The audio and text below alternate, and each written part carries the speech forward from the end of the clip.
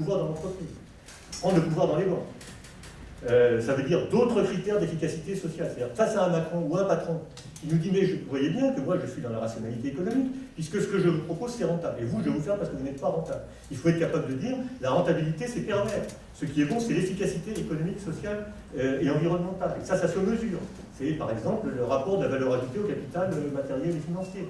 C'est la part de la valeur ajoutée qui revient aux travailleurs, à la sécurité sociale, aux services publics dans la valeur ajoutée. Et être capable de tenir un raisonnement économique et de battre les néolibéraux sur leur propre terrain de cette façon. Je pense que c'est un ingrédient de la bataille idéologique qui est, à mon avis, vital si on veut résister efficacement à Macron. Et ça veut dire prendre le pouvoir dans la banque, dans l'entreprise, dans les services publics, dans les territoires et aussi au niveau local, régional, national, international, européen.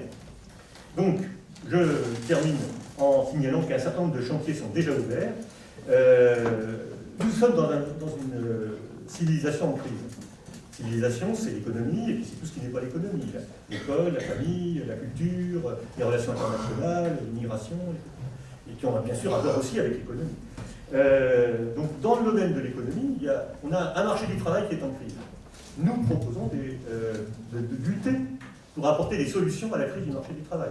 Et nous sommes même allés jusqu'à, avec André Chassaigne, déposer une proposition de loi de sécurisation de l'emploi et de la formation au mois de janvier dernier, qui précisément contient, on en a un exemplaire disponible ici, on n'en a pas beaucoup malheureusement, mais c'est en ligne,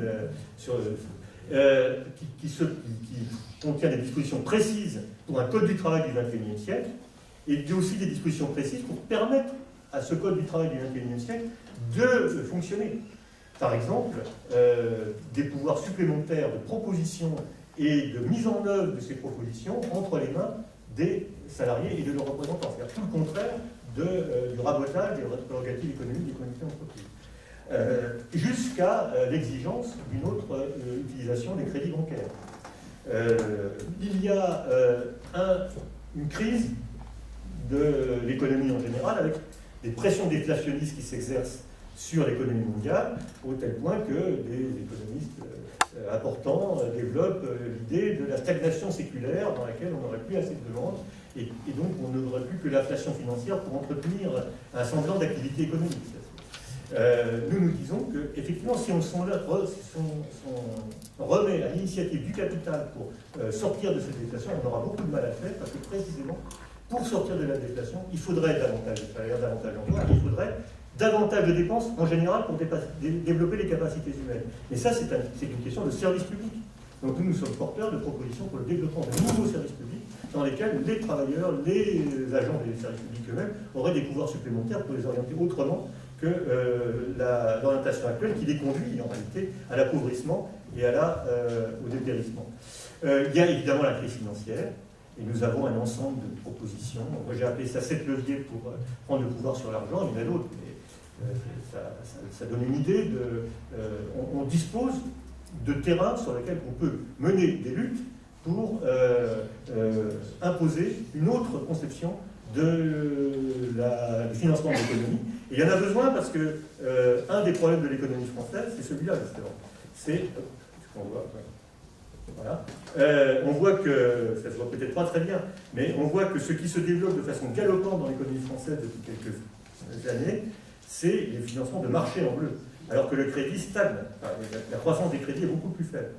Et donc ça, c'est porteur de futures crises et d'une fragilité de nos entreprises, puisque là, on représente le financement des entreprises non financières, un facteur de fragilité de nos entreprises qui va encore accroître notre vulnérabilité, notamment par rapport au modèle allemand, par exemple, où ce type de relation est assez différent, et où les banques remplissent beaucoup mieux leurs responsabilités sociales qu'en France. Donc il y a des batailles à mener sur l'orientation du crédit bancaire pour faire reculer la pression des marchés financiers sur l'économie. Et puis, le marché capitaliste, c'est un marché mondial, et nous avons aussi, je ne les développe pas, toute une série de réflexions que nous souhaitons développer avec la participation du public sur la façon de maîtriser la mondialisation financière et commerciale aussi.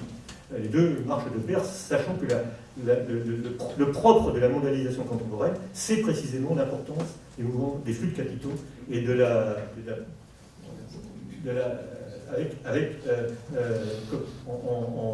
en liaison avec une réorganisation complète de, disons, la division internationale du travail à l'intérieur des firmes multinationales. C'est le sujet de thèse de Frédéric.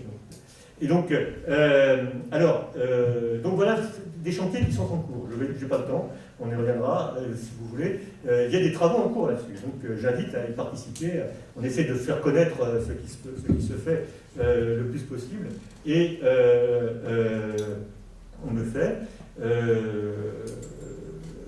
Mais bien sûr, notre outil principal, c'est cette revue Économie et politique que je vous invite à lire et à soutenir éventuellement, parce que la seule revue d'économie marxiste existant en France, c'est quelque chose qui mérite d'être préservé et éventuellement développé avec les moyens modernes d'édition dont on dispose aujourd'hui et dont on essaie de se servir aussi. Voilà, je vais très vite du cours, une fois de plus, je ne suis pas parvenu, mais je pense qu'on dispose quand même d'un temps d'échange, au moins jusqu'à 16h30. Voilà, c'est ça. Alors merci à Denis, et on entend, parce que pour la captation, il vaut mieux quand même que là, est-ce qu'on... Non.